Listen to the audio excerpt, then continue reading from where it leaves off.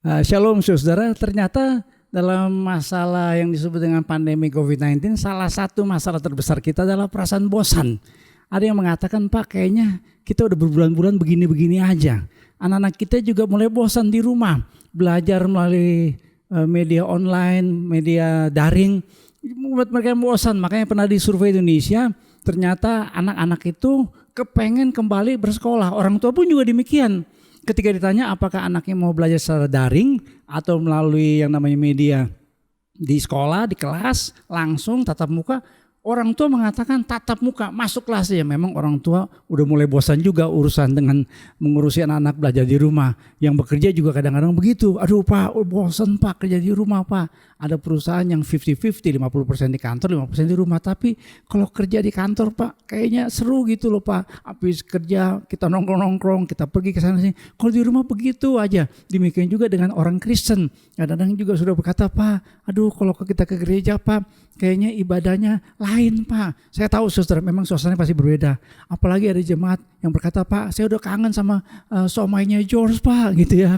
Nah, saya curiga nih, jangan ke gereja karena pengen makan somai. Saudara, apa artinya bosan?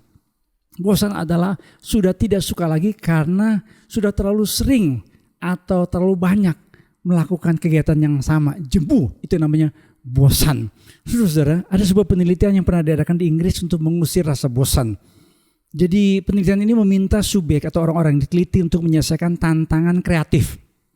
Satu kelompok melakukan aktivitas yang membosankan terlebih dahulu, sementara yang lain langsung ke tantangan. Hasilnya, kelompok yang melakukan aktivitas membosankan terlebih dahulu ya lebih produktif.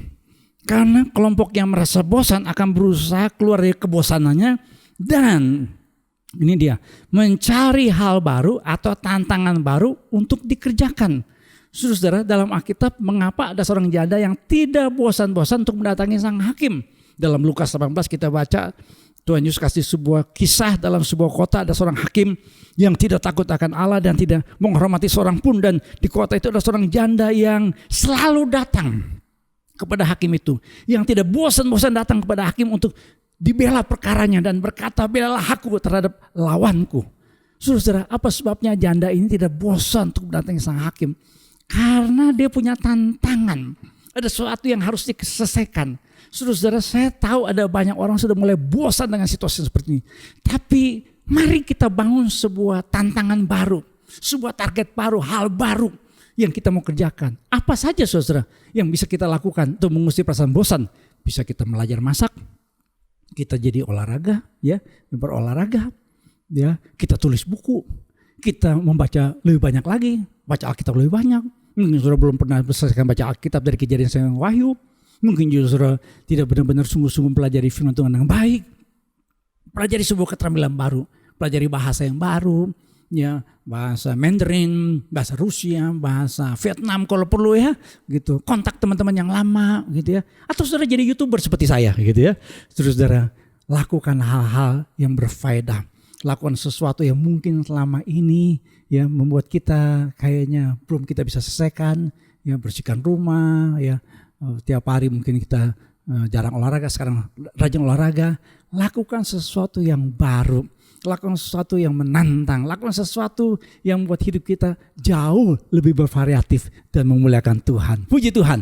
Saudara, kita masih dengan ibadah dengan format yang seperti sekarang ini. Kita belum ibadah nanti di gedung gereja, belum. Kita masih ibadah secara online. Ya, dengan dua konsep ya, yang jam 6 pagi sudah bisa buka dan live streaming. Sudah ikuti dua ibadah, dua khotbah yang berbeda. Ya, jadikan orang Kristen yang rindu akan firman Tuhan. Kalau sudah diberkati, sudah jangan lupa share the link ya, bagiin ya, sudah kasih sama teman-teman saudara yang mungkin ya sudah mulai 4L hidupnya leto lesu loyo, mulai bagikan saudara ya. Juga anak-anak kita punya ibadah jam 9. Orang tua, opa, oma, om, tante, ya, bawa anak kita, cucu kita untuk ikut ibadah. Ya, saudara, jam 9 ibadah EHK, anak-anak muda. Khusus hari Minggu ini ada Pak Victor Waang. Ini pengkhotbah yang bagus. Sebenarnya Pak Victor Waang kita udah minta untuk satu acara khusus buat orang muda, tapi karena pandemi COVID-19 kita nggak bisa melakukan satu acara yang langsung tatap muka atau ibadah di gedung gereja kita. Jadi orang-orang muda kasih tahu sama teman, Pak Victor Waang. Nah, Jangan lupa juga ibu-ibu hari Sabtu 22 Agustus ibu Cindy Montolalu akan bicara tentang doa. Ibu-ibu kita harus ya terus berdoa. Khusus buat ibu-ibu ibu-ibu harus jadi tiang doa. Ya jangan jadi tiang listrik. Kalau tiang listrik orang kesetrum ya, suami kesetrum, anak-anak kesetrum. Jadi tiang doa. Nah, hari Sabtu 22 Agustus Ibu Cindy Montolalu akan bagikan firman Tuhan yang bertemakan tentang doa. Tetap Bapak Ibu sekalian mengikuti protokol kesehatan, pakai masker ya, pakai masker yang betul, jangan dijenggot gitu, pakai masker yang betul. Ya, selalu cuci tangan dan selalu jaga jarak. Tuhan pasti memberkati kita. Amin.